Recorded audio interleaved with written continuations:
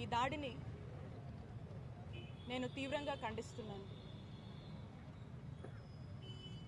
ఈ దాడిని చూసినట్టయితే టీడీపీ వాళ్ళు ప్రీ ప్లాన్డ్గా న్యూ ఇయర్ వేడుకలు జరపకుండా ఒక ప్రీ ప్లాన్ దాడిని మా పార్టీ ఆఫీస్ మీద ప్లాన్ చేసినట్టు కనిపిస్తూ ఉంది. ఇక్కడ చూసినట్టయితే ఈ రోడ్డు మీద ఇలాంటి రాళ్ళు కూడా లేవు.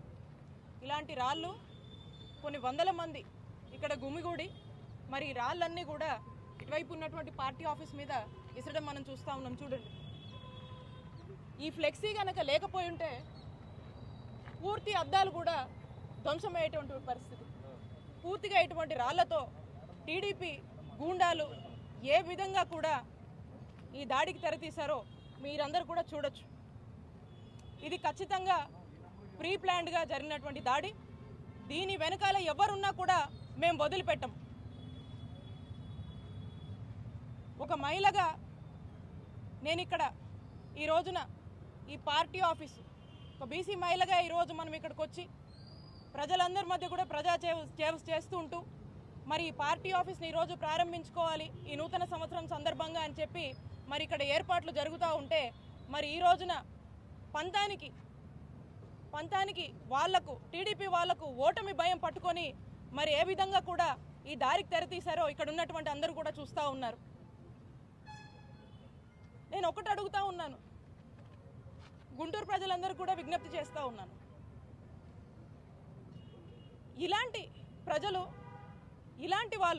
ఇలాంటి టీడీపీ వాళ్ళు అధికార దాహం కోసము ఓడిపోతామనే భయం పట్టుకొని మరి ఏ విధంగా పార్టీ ఆఫీస్ మీద రాళ్ళేసి దాడి కొడిగట్టారో మీ అందరూ కూడా ఆలోచన చేయండి. ఈరోజు ఒక మంత్రిగా నేను ఇక్కడ మేము మా వైఎస్ఆర్ కాంగ్రెస్ పార్టీని మేము ప్రారంభించుకుంటా ఉంటే మరి మా మీదే ఇంతటి దాడికి ఏ విధంగా కూడా ప్లాన్ చేసి ఒడిగట్టారో మీరు అందరూ కూడా చూడండి. మరి ఇలాంటి ప్రజలు అధికారంలోకి వస్తే ఏమవుతుందో ఒకసారి ఇక్కడ ఉన్నటువంటి సామాన్య ప్రజలు గుంటూరు ప్రజలందరూ కూడా ఒకసారి ఆలోచన చేయవలసిందిగా కోరుతా ఉన్నాను.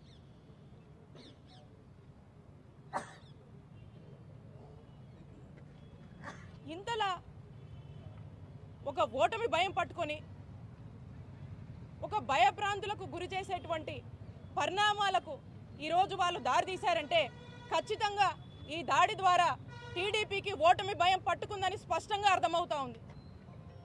ఖచ్చితంగా దీని వెనకాల ఎవరున్నా కూడా వదిలిపెట్టము. ఇప్పటికే దీనికి సంబంధించి పోలీస్ ఆఫీసర్స్ అందరూ కూడా ఎవరున్నారు ఏంటి అనేది కొంతమందిని అదుపులోకి తీసుకొని వాళ్ళందరినీ కూడా మరి ఇంటరాగేట్ చేయడం జరుగుతూ ఉంది. మరి ఇంకా కూడా దీని వెనకాల ఎవరున్నా కూడా ఎట్టి పరిస్థితుల్లో వదిలిపెట్టము. ఈరోజు యథావిధిగా పార్టీ ఆఫీస్ ప్రారంభం ఏదైతే ఉందో దీన్ని యథావిధిగా కూడా చేసుకుంటా ఉన్నాము. ఇక్కడికి నేను ప్రజలకు సేవ చేయడానికి వచ్చాను. ప్రజల మద్దతు, ప్రజల ఆశీస్సులు మాతో ఉన్నంత వరకు ఇలాంటి ఎన్ని దాడులైనా కూడా ఖచ్చితంగా ఎదుర్కొంటాము.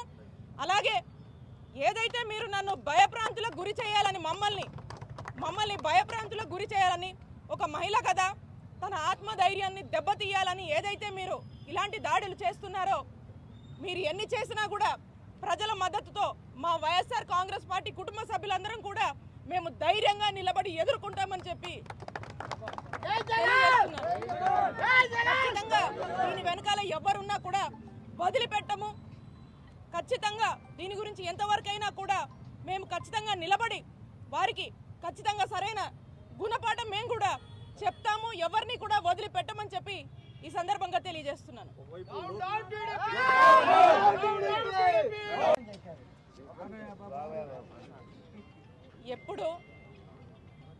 ఎప్పుడు చంద్రబాబు నాయుడు గారికి కానీ లోకేష్ గారికి కానీ బీసీలంటే ఎప్పుడు కపట ప్రేమే.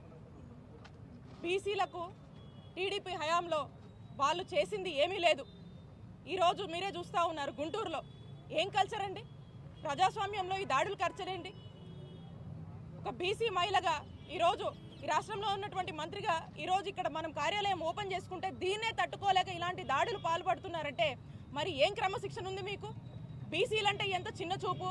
ఈరోజు జగన్మోహన్ రెడ్డి గారి నాయకత్వంలో రాష్ట్రంలో ఉన్నటువంటి అందరికీ ఒక మంచి అవకాశాలు ఇచ్చి అందరినీ కూడా ఈరోజు చక్కటి అభ్యున్నత వైపుగా ఈరోజు బీసీలు నడుపుతుంటే మరి రాష్ట్రంలో ఉన్నటువంటి బీసీలందరూ కూడా మద్దతుగా ఉండడం మనం చూస్తున్నాము.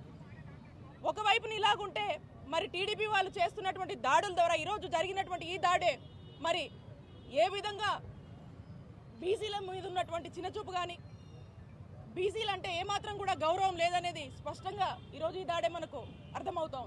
దాదాపు 2 గంటల పాటు వందలాది మంది కార్యకర్తలు ఇక్కడే ఉన్నారు. డిఎస్పీ గారు చెప్తున్నా వినకుండా అటాక్ చేశారు.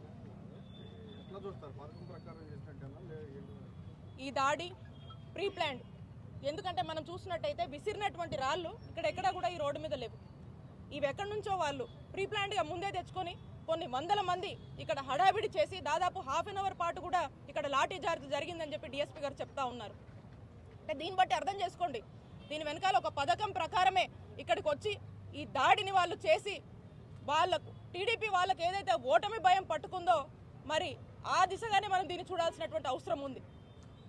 సో కాబట్టి ఇది ఖచ్చితంగా ప్రీ ప్లాన్డే. దీని వెనకాల ఎవరున్నా కూడా వదిలిపెట్టము అని చెప్పి తెలియజేస్తున్నాను.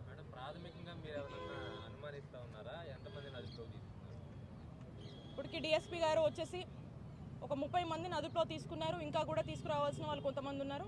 దీని మీద సీరియస్గా పోలీసులంతా కూడా ఇంటరాగేట్ చేస్తున్నారు. ఒకసారి మనకు ఎవరు ఏంటి అనేది తెలిసిన తర్వాత దాన్ని బట్టి మనకు ఇంకొంత సమాచారం ఉంటుంది.